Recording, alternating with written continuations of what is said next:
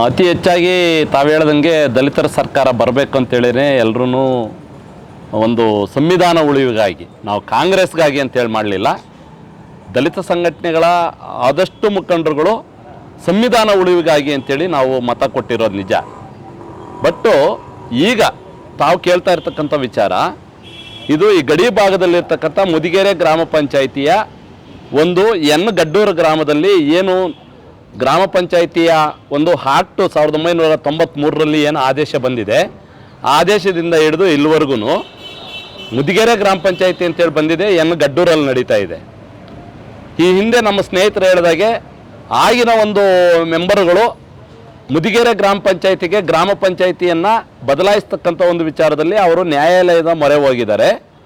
ನ್ಯಾಯಾಲಯದ ಮೊರೆ ಹೋದಾಗ ಏನು ಪಾರ್ಟಿ ಮಾಡ್ಕೊಂಡಿದ್ದಾರೆ ಆ ಪಂಚಾಯಿತಿ ಮೆಂಬರ್ಗಳ ಜೊತೆ ಇವರು ಏನಿದ್ದಾರೆ DC ಮತ್ತು ಆಡಳಿತಾಧಿಕಾರಿಗಳು ಮತ್ತು CEO ಅವರು ಏನಿರ್ತಾರೆ ಅವರನ್ನು ಪಾರ್ಟಿಷನ್ ಮಾಡ್ಕೊಂಡು ಅವರು ಕೇಸ್ಗೆ ಹೋಗಲಿಲ್ಲ, ಅವರು ಯಥಾಸ್ಥಿತಿ ತಂದಿಟ್ಕೊಂಡಿದ್ದಾರೆ.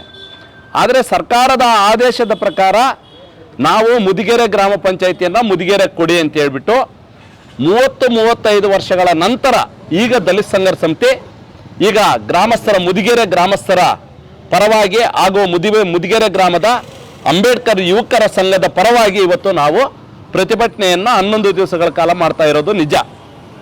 ಆದರೆ ಆಡಳಿತ ನಡೆಸ್ತಾ ಇರ್ತಕ್ಕಂಥದ್ದು ಕಾಂಗ್ರೆಸ್ ಸರ್ಕಾರ ಆದ್ರೂ ಸಹ ಈ ಒಂದು ವಿಚಾರ ಮಾನ್ಯ ಜಿಲ್ಲಾಧಿಕಾರಿಗಳ ಮಟ್ಟದಲ್ಲಿರೋದ್ರಿಂದ ಈಗ ಮಾನ್ಯ ಜಿಲ್ಲಾಧಿಕಾರಿಗಳ ಮಟ್ಟಕ್ಕೆ ಎಲ್ಲ ಒಂದು 11 ದಿವಸದಲ್ಲಿ ಏನೆಲ್ಲ ತಯಾರಿ ನಡಿಬೇಕಾಗಿದೆಯೋ ಅಂತ ಆ ಒಂದು ತಯಾರಿ ನಡೆದು ಬಂದಿದೆ.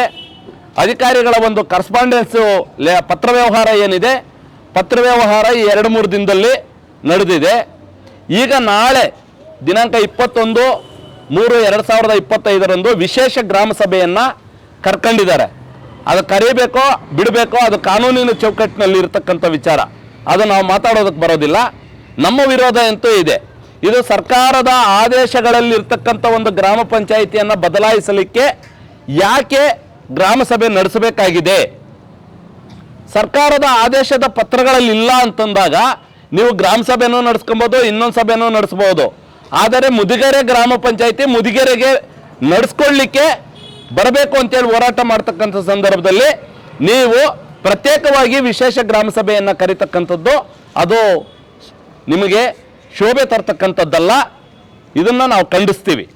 ಅದ್ರ ಜೊತೆಗೆ ಏನಿವತ್ತು ಒಂದು ವಿಶೇಷ ಗ್ರಾಮ ಸಭೆ ಅಂತ ಹೇಳ್ಬಿಟ್ಟು ತಾವು ಇಷ್ಟು ದಿನಗಳಿಂದ ಇಷ್ಟು ವರ್ಷಗಳಿಂದ ಇಲ್ಲದೆ ಇರತಕ್ಕಂಥ ಮುತುವರ್ಜಿ ಇವತ್ತು ಆ ಗ್ರಾಮ ಪಂಚಾಯಿತಿಯನ್ನು ಬದಲಾಯಿಸಬೇಕು ಅಂತ ಅನ್ನೋಂಥ ಸಂದರ್ಭದಲ್ಲಿ ಪ್ರತಿ ವಾಟರ್ ಮ್ಯಾನ್ಗೆ ನೀವು ಕರಪತ್ರವನ್ನು ಕೊಟ್ಟು ಒಂದು ಪುಸ್ತಕವನ್ನು ಕೊಟ್ಟು ಯಾರ್ಯಾರಿಗೆ ನೀವು ಕರಪತ್ರ ಕೊಡ್ತಾ ಇದ್ದೀರಿ ಅವರ ಮುಖಾಂತರ ಒಂದು ಸಹಿಯನ್ನು ಪಡಿತಕ್ಕಂಥದ್ದು ಎಷ್ಟು ಮಾತ್ರ ಸರಿ ಅಂತ ಕೂಡ ಈ ಸಂದರ್ಭದಲ್ಲಿ ನಾವು ಪ್ರಶ್ನೆಯನ್ನು ಮಾಡ್ತಾ ಇದ್ದೀವಿ.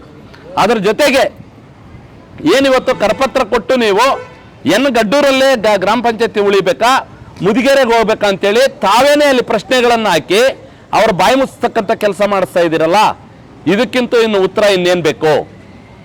ಇವತ್ತು ನಾವು ಪೂರ್ತಿ ಮುದಿಗೆರೆ ಗ್ರಾಮ ಪಂಚಾಯತಿಯಲ್ಲಿ 100% ಪರಿಶಿಷ್ಟ ಜನಾಂಗ ಇರತಕ್ಕಂಥ ಒಂದು ಗ್ರಾಮ.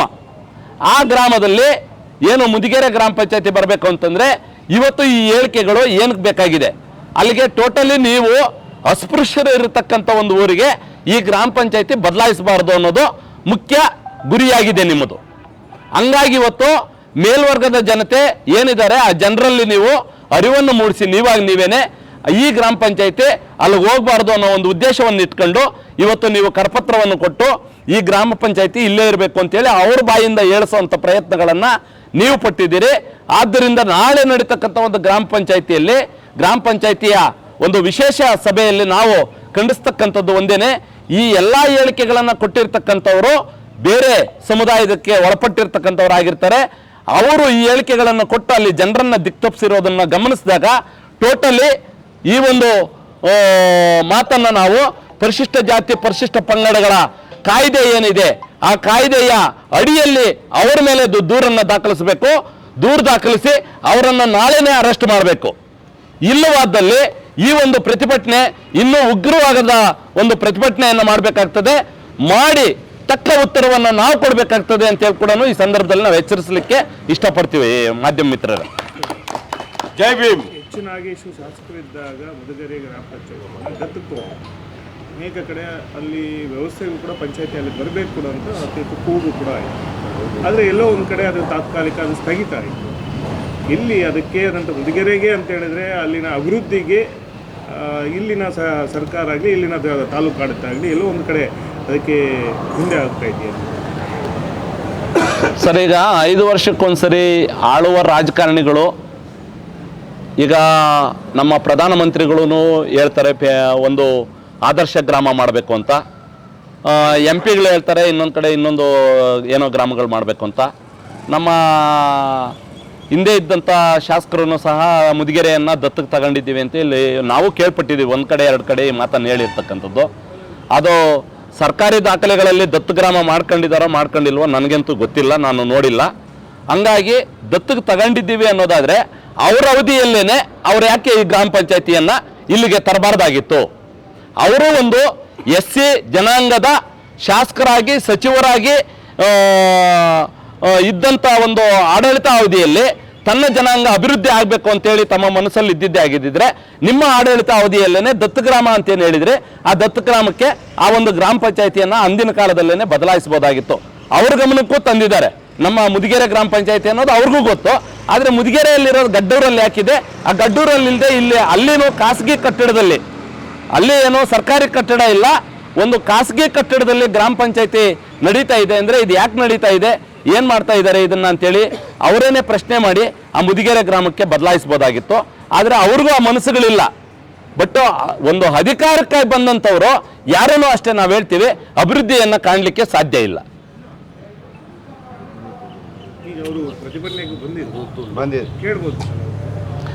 ಬಂದಿದ್ದಂಥ ಶಾಸಕರೇನೆ, ಈಗ ಮಾಜಿ ಶಾಸಕರೇನೆ ಆ ಸುದ್ದಿ ಎತ್ತಿಲ್ವಲ್ಲ. ಇಲ್ಲಿ ನಾನೇ ಗುದ್ಲಿ ಪೂಜೆ ಮಾಡಿದ್ದೀನಿ, ನಾನು ಗ್ರಾಮ ಪಂಚಾಯತಿಯನ್ನು ಬದಲಾಯಿಸ್ತೀನಿ ಅಂತೇಳಿ ಅಲ್ಲಿ ಗುದ್ಲಿ ಪೂಜೆ ಮಾಡಿದಂಥವ್ರು ಇವತ್ತು ಆ ಪ್ರತಿಭಟನೆಯಲ್ಲಿ ಅವರು ಸಹ ನಮ್ಮ ಪ್ರತಿಭಟನಾಕಾರರ ವಿರೋಧವಾಗಿ ಮಾತಾಡಿದ್ದಾರೆ ಹೊರತು ಅವರು ನಾನು ಗುದ್ಲಿ ಪೂಜೆ ಮಾಡಿದ್ದೀನಿ, ಆ ಗ್ರಾಮ ಪಂಚಾಯತಿಯನ್ನು ಇಲ್ಲಿಗೆ ತರ್ರಿ ಅಂತೇಳಿ ಇಲ್ಲಿ ಹೇಳಿಲ್ಲ. ಅವ್ರಿಗೆ ನಾನು ಬೇರೆ ರೀತಿ ಮಾತಾಡುವಂಥ ಅವಶ್ಯಕತೆ ಇಲ್ಲ ಸರ್.